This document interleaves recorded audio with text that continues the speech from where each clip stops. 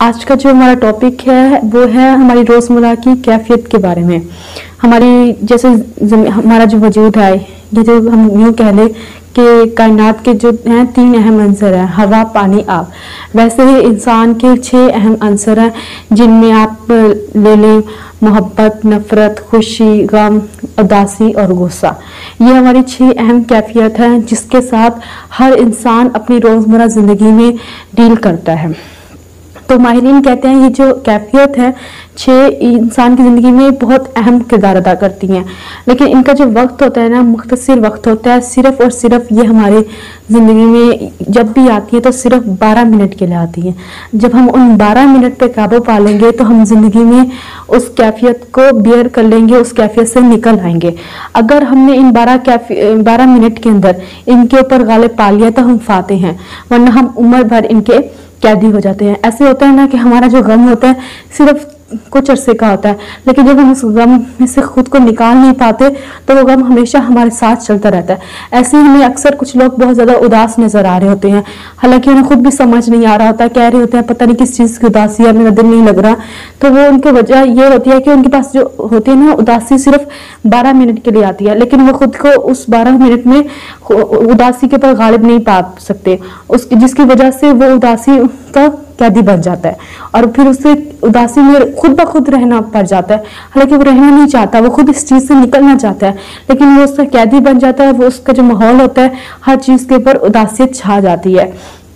इसी तरह आप गुस्से को ले लें, होता यही है कि फॉर एग्जाम्पल कोई शख्स आया है, उसने आप पे गुस्सा किया या आप पे कोई बात किया या आप पे कोई गाली निकाली है, आपको गुस्सा आ गया। जब आपको वो गुस्सा आया तो आपने उसके ऊपर कंट्रोल किया, चाहे जो कुछ मर्जी हो जाए, आपने उस पर कंट्रोल कर लिया तो आप फाते बन गए। नहीं तो फिर आप भी बदले में उसको कुछ कहेंगे, तो जिसकी वजह से बात बढ़ जाएगी और बढ़ती बात मजीद बिगड़ जाएगी।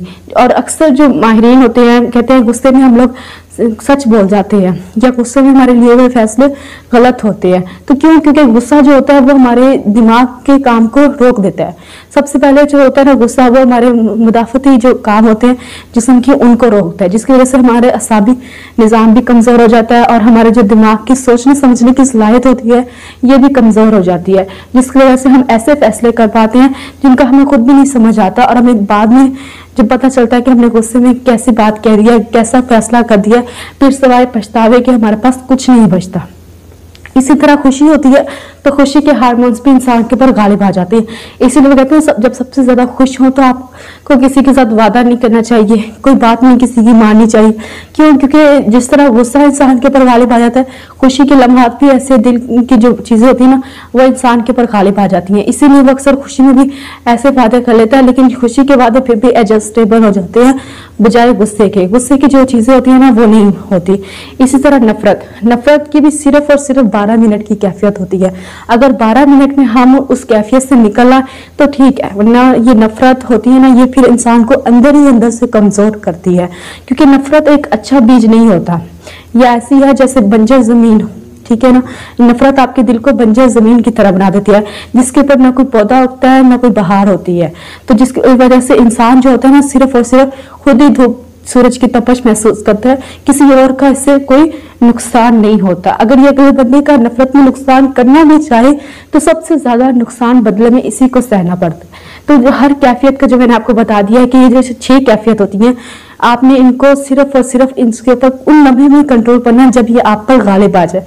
जब आपने एक मर्तबा इसके ऊपर गालिब पा लिया तो जिंदगी में बार बार प्रैक्टिस करने से आपको इसके अच्छे रिजल्ट मिलेंगे।